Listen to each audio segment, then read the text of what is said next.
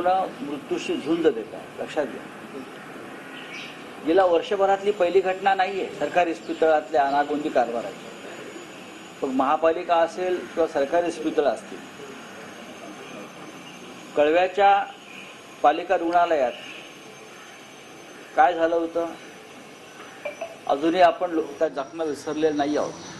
लहान बालकांसह 20च्या वर रुग्ण तिकडे 24 तासात दगावले. महाराष्ट्रातल्या प्रत्येक शासकीय रुग्णालयामध्ये सध्या हीच परिस्थिती आहे. खरं म्हणजे कळव्याच्या रुग्णालयाच्या प्रकारानंतर अजित पवार यांनी प्रश्न विचारला होता की मुख्यमंत्र्यांच्या जिल्ह्यामध्ये कसं घडू शकतं. त्याला मुख्यमंत्र्यांनी उत्तर दिलं नाही. मुख्यमंत्री संपूर्ण राज्याचे पालक आहेत. मी फक्त ठाण्याचं म्हणत नाही, नांदेड सुद्धा किंवा अन्य संभाजीनगरचा विषय आपण मगाशी मला सांगितला, औषधाचा तुटवडा आहे. सरकारला फक्त जमिनीच्या व्यवहारात, परदेश दौऱ्यात, माणसं फोडण्यात यातच इंटरेस्ट आहे.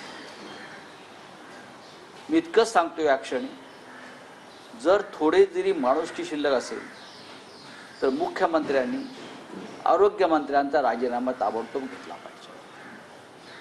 या आरोग्यमंत्र्यांना त्यांच्या खात्यामध्ये अजिबात इंटरेस्ट नसून ते वेगळ्याच कामात नेहमी अडकलेले असतात.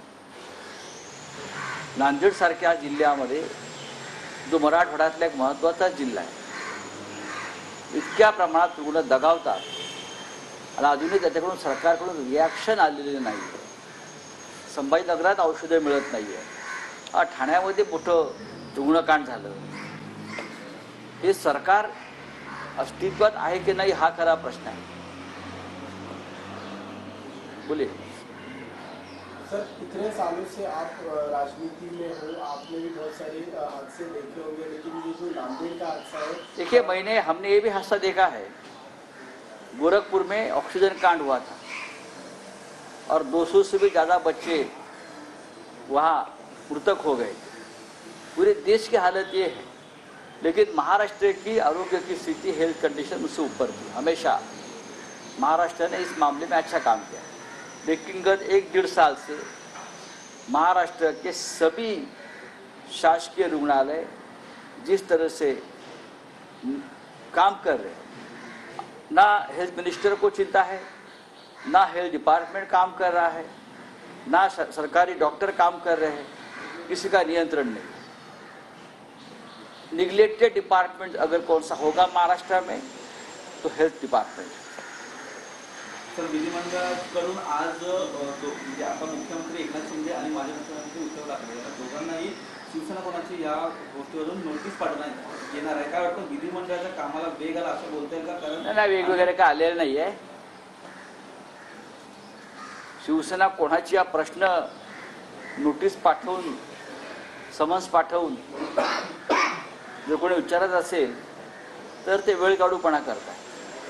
शिवसेना कोणाची हे सर्वोच्च न्यायालयाने स्पष्ट सांगितलेलं आहे. 10-12 आमदार फुटले म्हणजे एखादा पक्ष फुटला असं होत नाही. पक्ष वेगळा आणि विधिमंडळ पक्ष वेगळा. तरीही विधिमंडळामध्ये हे नोटिसा पाठवा, साक्षी पुरावे बोलवा, त्याच्यावरती वेळ काढण्याचं काम चालू आहे. या कागदावरती शिवसेना ठरत नाही. बाळासाहेबांनी शिवसेना कागदावर तयार केलं नव्हतं. बाळासाहेबांनी शिवसेना महाराष्ट्रात जनतेच्या मनात निर्माण केली होती. ती शिवसेना उद्धव ठाकरे यांच्या नेतृत्वाखाली आजही आहे आणि ती काम करते. ही फोडाफोडी करून जर कोणी शिवसेना स्थापन करत असेल की माझी शिवसेना, तर ते भ्रमात आहे. ते आउटघटकेचं राज्य आहे त्यांचं, ते निघून जाईल.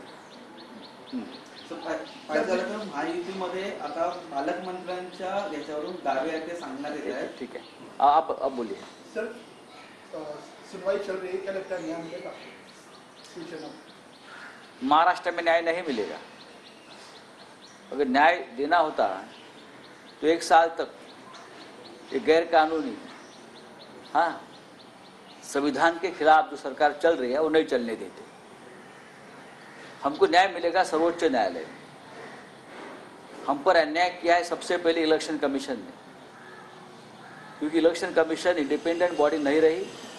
वो भारतीय जनता पार्टी की एक्सटेंडेड बॉडी है। जो बीजेपी के लोग कहेंगे ऊपर से वही निर्णय होगा, चाहे शिवसेना हो, चाहे एनसीपी हो, चाहे रामविलास पासवान जी की पार्टी हो या चाहे और किसी की पार्टी हो। जो भाजपा के साथ है, बीजेपी के साथ है, उनके साथ इलेक्शन कमीशन है, लेकिन जनता हमारे साथ है। सर्वोच्च न्यायालय ने स्पष्ट किया है कि पॉलिटिकल पार्टी क्या होता है, क्या होती है। उससे स्पष्ट हो गया है कि कुछ विधायक और कुछ सांसद छोड़ जाने से पार्टी नहीं टूटती, पार्टी जगह पे होती है। वो आज भी शिवसेना जमीन पर है और रहेगी।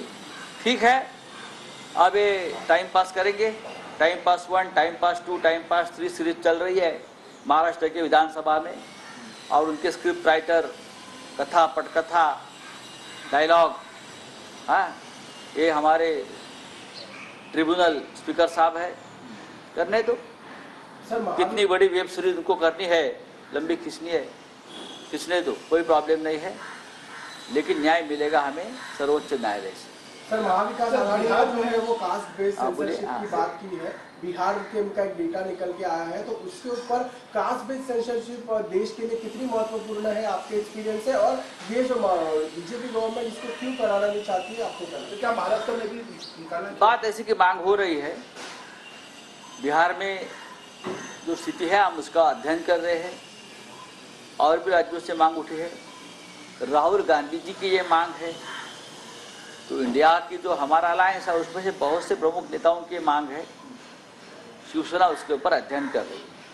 सर, मराठीमध्ये बिहारमध्ये जे जातीय जनगणनेनुसार आकडेवारी पुढे आलेली आहे, महाराष्ट्रात हे होणं किती गरजेचं आहे? एक लक्षात घ्या, संपूर्ण देशातच होणं गरजेचं, त्याला विरोध असण्याचं कारण नाही। इंडिया आघाडीच्या मुंबईतल्या बैठकीत, त्याच्या आधी बँगलोर पाटण्याच्या बैठकीत त्याच्यावर चर्चा झाली आणि त्याच्यावरती सगळ्यांचे एकमत सुद्धा आहे।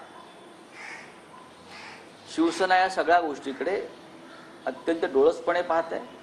याचा समाजाला, देशाला काय फायदा होऊ शकतो, दुर्बल घटकांना काय फायदा होऊ शकतो, या संदर्भात आमचं अध्ययन सुरू आहे। इतना महत्वपूर्ण होने के बावजूद भी BJP government caste based censorship पे पूरे तौर पे ध्यान क्यों नहीं? देखिए, राहुल गांधी ने जो बात कही है कि डर रहे हैं, उनकी असलियत सामने आ जाएगी, उनका नकाब फट जाएगा।